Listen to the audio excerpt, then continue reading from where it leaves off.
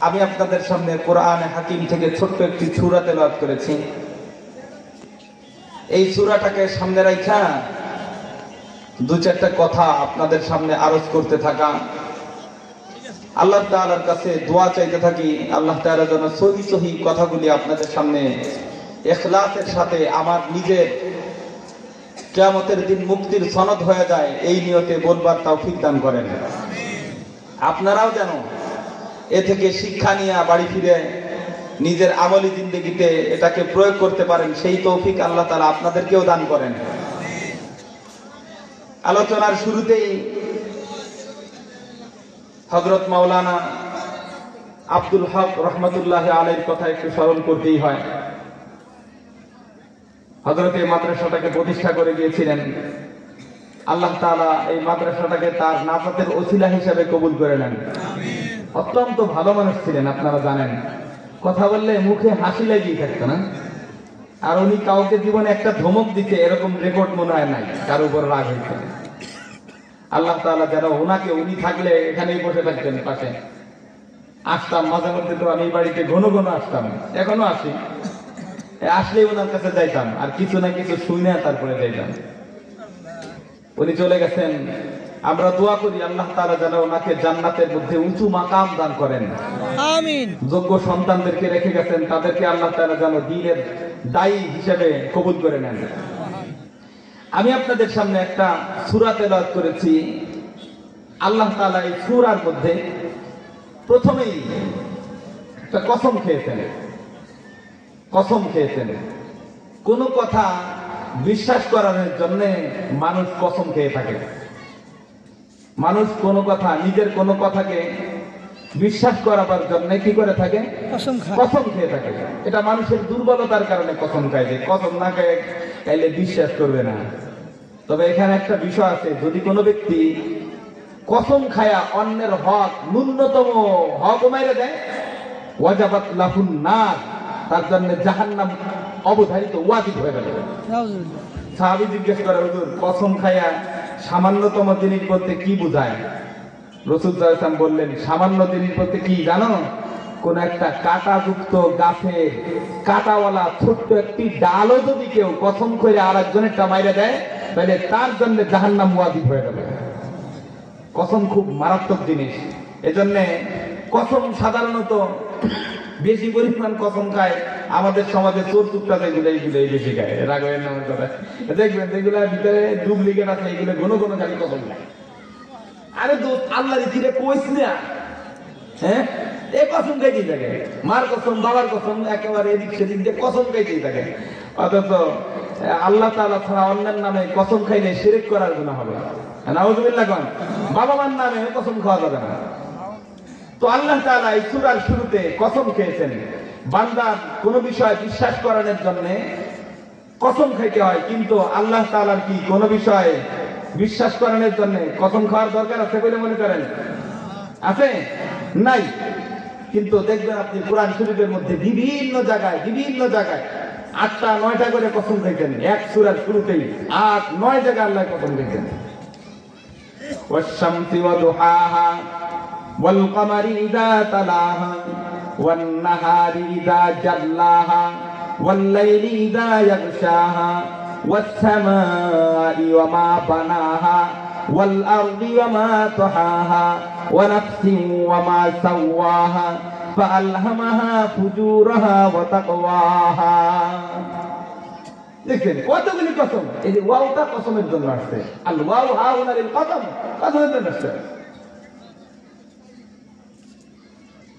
ওয়াদ-দুহা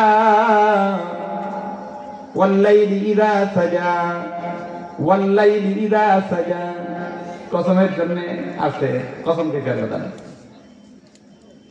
তাহলে আল্লাহ তাআলার কোন বিষয়ে বিশ্বাস করানোর জন্য কসম খাওয়ানোর দরকার নাই, কিন্তু তারপরে কসম কেন খায়? তারপরেও কসম খাওয়ার অনেকগুলি কারণ আছে। তার মধ্যে অন্যতম একটা বিষয় হলো, যে জিনিসের কসম খেয়েছেন ও জিনিসটা দামি, এই বিষয়টা বুঝাবার জন্য আল্লাহ কসম খান।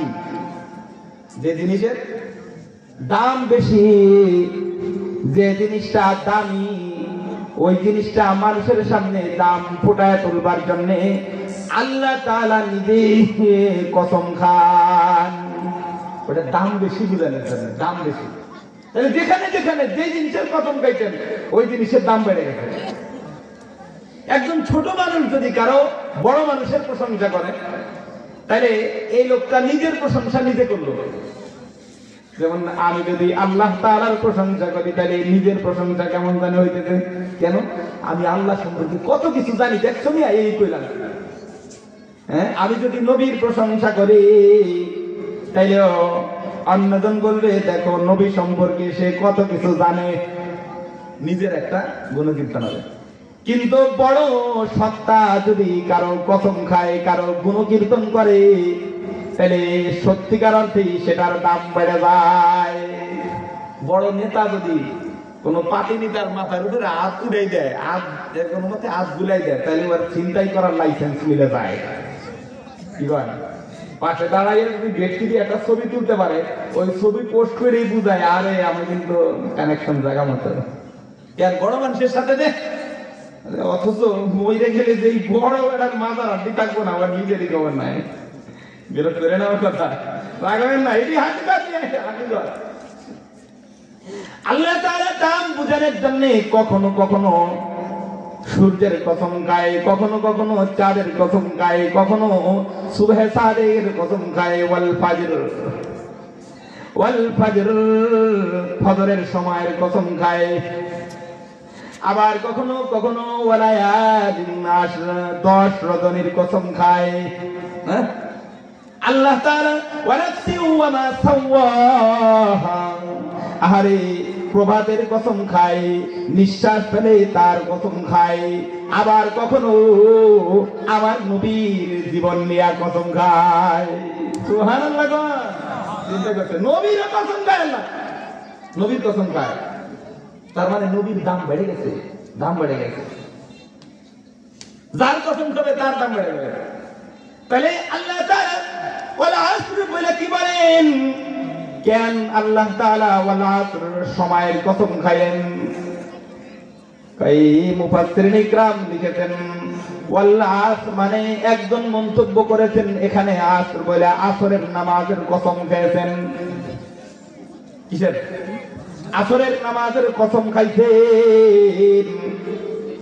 আবার অধিকাংশ মুফাসসিরিন ইকরাম, মুহাদ্দিসিন ইকরাম, মুফাসসিরিন ইকরাম, অধিকাংশ মুফাসসিরিন ইকরাম বলেন না না, এখানে আল্লাহ তাআলা সময়ের কসম খাইছেন, ফজরের আসরের নামাজের কসম খান নাই।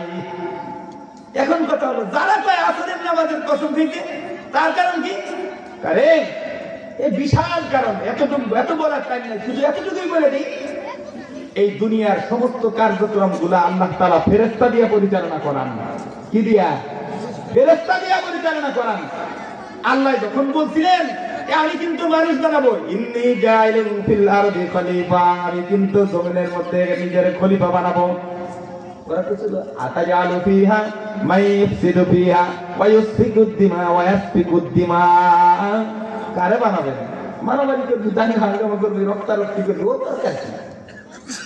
ওয়ানাহনু নুসাব্বিহু বিহামদিকা ওয়া নুকদ্দিসু লাক, আমরাই তো আপনার গুণকীর্তন না করার করতেছি, পবিত্রতা বর্ণনা করার। ও আবার হুমকি করবেন না। হ্যাঁ, আল্লাহ তাআলা বলছেন আরে আমি যা জানি তোমরা তা জানো না। বড় সত্তায় যখন বলছে নিচের যারা আছে সব চুপ হয়ে গেছে না? কিন্তু বড় মানুষ ধমক দিলে নিচের যারা আছে তারা চুপ হয়ে যায়, কিন্তু মনে মনে যে দাবিটা আছে ওইটা থেকে ফেরত আসে, মনে করেন ওইটা ভিতরে থেকে যায়, এটা ভিতরে থাকে, জমা হয়, ধীরে ধীরে জমা হয়, একসময় এটা বাস্ট হয়, যখন বাস্ট হয়ে যায় তখন বিপদ হয়ে যায়, বিপদ হয়ে যায়। তাহলে ফেরেশতারা যখন বলেছিল ওয়ানাহনু নুসাব্বিহু বিহামদিকা ওয়া নুকদ্দিসু লাক, আমরা আপনার পবিত্রতা বর্ণনা করি, আল্লাহ কয় আমি যা জানি তোরা তা জানিস না। আমি ভালো জানি, কথা বলছি না। এই যে ওরা বলেছিল মারামারি দাঙ্গা হাঙ্গামা করবে, আল্লাহ তাআলা এই ফেরেশতাগুলোরে দিয়া দুনিয়ার জমিনের সমস্ত কাজগুলোকে আল্লাহ পরিচালনা করে থাকেন। ডিউটি চেঞ্জ হয়, শিফট ভাগ করা আছে, শিফট ভাগ করা একের পর এক। একদল দিনে দায়িত্ব পালন করবে আর একদল রাত্রে দায়িত্ব পালন করবে, এ ভাগ ভাগ করে দিয়েছে। তাই ফজর আর জোহর, ফজর আর আসর, ফজর আর আসর এই দুইটা নামাজ হলো এমন নামাজ যেই সময় কোটি কোটি ফেরেশতা এক সময় দুনিয়ায় পাঠায়। সুবহানাল্লাহ বলে কোন না? কেন? যারা দিন ভর কাজ করেছে রাতের বেলায় তারা ছুটি পাবে, ওরা চলে যাবে। আবার রাতে যারা ডিউটি করবে তারা দুনিয়ার মধ্যে এখন আগমন করবে, আসরের নামাজের সময় আসবে। তাহলে আসরের নামাজের সময়টা হলো এমন একটা নামাজ যে সময় ডিউটি পরিবর্তন হওয়ার সময় দুই শিফটের ফেরেশতাগণ একসাথে পৃথিবীতে ওই সময় উপস্থিত থাকে। ঠিক এমন ফজরের নামাজটা এমন একটা সময় যে সময় রাতে যারা কাজ করেছে দিনে যারা কাজ করবে ওরা এক সময় জমিনের মধ্যে থাকে। এই জন্য দুই সময়টা, এই দুই সময়ের নামাজের গুরুত্বটা অনেক বেশি করা দেওয়া হয়েছে। আল্লাহ রাসূল বলেন মান সাল্লাল বারদাইন দাখালাল জান্নাহ, যে এই দুই সময়ের দুই ওয়াক্ত নামাজ পড়বে ও জান্নাতে চলে যাবে। কোন না সুবহানাল্লাহ? কেন? তাই কারণে ফেরেশতাগুলো যখন ডিউটি চেঞ্জ করে আল্লাহ তাআলা তখন জিজ্ঞাসা করে আমার বান্দাদেরকে কোন ভাবে দেখে আসলাম। দিন ভরে যারা কাজ করছে ওরা যখন ফেরত যায় জিজ্ঞেস করে আমার বান্দাদেরকে কোন অবস্থায় দেখলা? কোন তো দেখি আল্লাহ জানে না কোন অবস্থায়। এখন আপনারা কোন জানে না? জানে। জিজ্ঞাসা করে কি অবস্থায় দেখলা? ওরা কয় মালিক রে দেখে আসলাম ওগুলা নামাজ পড়তেছে। কি দেখে আসলাম? নামাজ পড়তেছে। আবার ফজরের সময় যখন ডিউটি চেঞ্জ করে চলে যায় আবার জিজ্ঞায় বান্দাদেরকে তোমরা কোন অবস্থায় রেখে আসলাম? নামাজ পড়তেছে। কি নামাজ পড়তেছে? তার মানে আল্লাহ তাআলা তাদেরকে বুঝায় দেন তোমরা না বলেছিলা ওরা মারামারি করবে, দাঙ্গা হাঙ্গামা করবে, ওরা ফিতনা ফাসাদ ঘটাবে। সকালে জিগাইলাম কি অবস্থায় দেখে এসেছো? বললা নামাজ পড়তেছি। আরে মাগরিবের সময় জিজ্ঞাসা করলাম, বললা নামাজ পড়তেছে। তাইলে তোমাদের কথা ওদিনকার কথা আর আজকের কাজের মধ্যে কোনো মিল নাই। সুবহানাল্লাহ। মেসেজ দিয়ে দিল কি কইছিলা একটু হিসাব করো দেখো ঠিক আছে। আরে মাঝখানে যা করতে করতে, মাঝখানে যা করতে করতে। এই জন্য আল্লাহ তাআলা দাম বোঝানোর জন্য কয় ওয়াল আসর, ওয়াল আসর, আসরের সময়ের কসম, আসরের নামাজের কসম। এই যা তাসরিহ করলাম মুফাসসিরিন ইকরাম এই কথাগুলা লিখে দিয়েছেন। এখন যারা কয় না না না এটা উদ্দেশ্য নয়, আসরের নামাজ উদ্দেশ্য নয়, বরং উদ্দেশ্য হলো সময়ের কসম। কি বোঝানোর উদ্দেশ্য? সময়ের কসম গাইতে। কেন? এবার উনরা আবার দলিল দিব। এলেন এলেন উনরা কোন দলিল দেওয়া শুরু করে?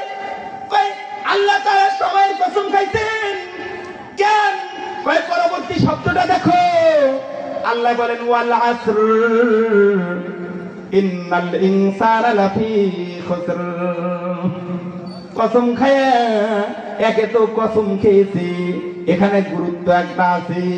এরপরে আবার আল্লাহ তাআলা ইন্না যোগ করেছেন, ইন্নার মধ্যে গুরুত্ব তাকিদ আরো একটা আছে। আল্লাহ তাআলা জুমলায় ইসমিয়া ব্যবহার করেছেন, তার মধ্যে আবার গুরুত্ব আরো একটা আছে। আল্লাহ তাআলা মুআররাফ বিল লাম ব্যবহার করেছেন, তার মধ্যে তাকিদ আরো একটা আছে। একের পর এক গুরুত্ব দিয়া দিয়া কয় সময়ের কসম, সময়ের কসম। মানুষগুলা ক্ষতির মধ্যে আছে, মানুষগুলা ক্ষতির মধ্যে আছে, মানুষগুলা ক্ষতির মধ্যে আছে।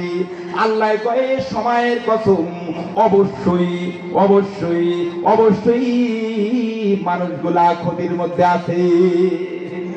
কারা কারা ক্ষতির মধ্যে? পরে আসি ক্ষতির মধ্যে আছে মানে কি দেখে। ক্ষতির মধ্যে আছে মানে